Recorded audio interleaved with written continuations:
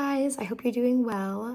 We are doing our video remote today due to some flooding and sickness, so we haven't been in the office. I just want to encourage you guys as we go into our last part of the semester after spring break just to finish well. You are an encouragement and a blessing to us, and we hope that you know that what you're doing is not in vain. Down below in my weekly update for Oldham and Henry, I included a song that's been really encouraging about our labor not being in vain. Thank you so much and have a wonderful week.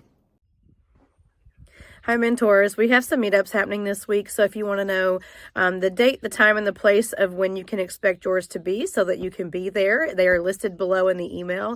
We hope that you guys can make it. Just some things that we might cover during those meetups, possible meetups in the future for the next school year.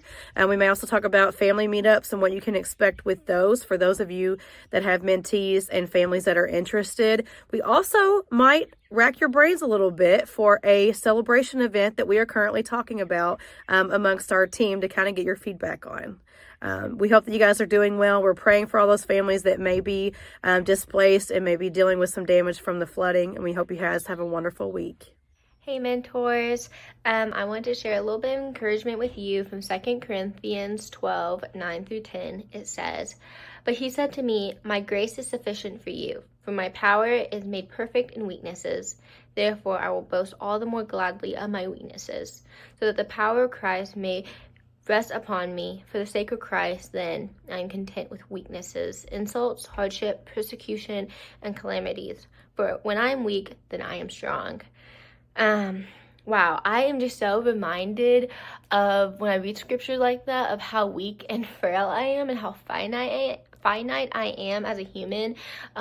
Whether within mentoring, that might be my ability to connect with the students, my ability to get all of my lesson done in a short amount of time, my resources, just all of those things. I can just feel really weak and out of control, and that's not always the most comfortable feeling. But when I read scriptures like this, I am just met with such kindness to the Lord, as he just reminds us that his grace is sufficient. That is the thing that we are relying on. It's not our willpower and our strength and our abilities to, maneuver this mentoring, but it's really just relying on the Lord's grace in our life. And it actually says we are made strong when we are weak, and we are resting in his grace. So that is just my encouragement for you guys, that you guys would know that the Lord's grace is sufficient for you in this season and in mentoring and in all areas of life, and that you can just find encouragement from that. Thank you all, and hope you have a good week.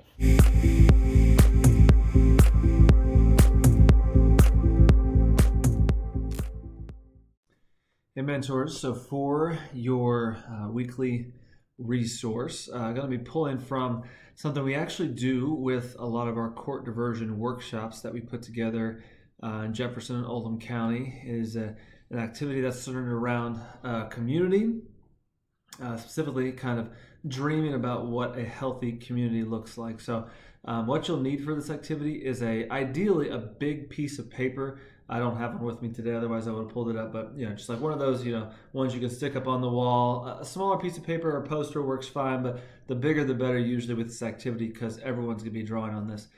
You take that piece of paper, usually, and then also bring something you can draw with. It usually helps to be bold, markers or Sharpies, or you can add extra things too, but just something that you can kind of use to draw on this piece of paper. And then what you're going to do is you're really just going to sit there and discuss and dream about what an ideal or healthy community looks like. This can be done in a number of different ways. A lot of times it can start with discussions about, what do you like about your community? What do you wish would change about your community? What do we need to have a healthy community exist? But really, it kind of involves a lot of discussion, kind of brainstorming. You can kind of do it before and then draw, or you can kind of do it as you go. But usually just something you all kind of work together. Some examples of things when we do this with our diversion workshops that people will draw is, things like a park or a hospital or a school, or you kind of start having discussions about, kind of like what, how are we going to stay safe? How are we going to be educated? Asking those types of questions where kind of get them thinking, and kind of different pieces they want. They'll add restaurants, places to shop, A lot of times you can also draw like concepts. Like a lot of times they'll put, no violence or no drugs, things that we want in the community or wouldn't want in the community. There really is no, these things that we've done this 1,000 times and they look different every time. I will say it's helpful to make it a rule where everyone has to participate.